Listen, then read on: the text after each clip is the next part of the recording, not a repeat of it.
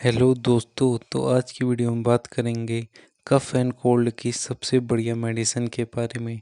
तो ये medicine Sinarest brand name से बिकती है, जिसमें पैरासीटामोल 500 mg, फेनिफिनिन हाइड्रोक्लोराइड 10 mg और क्लोरोफेनामाइन मेलेट 2 mg होता है।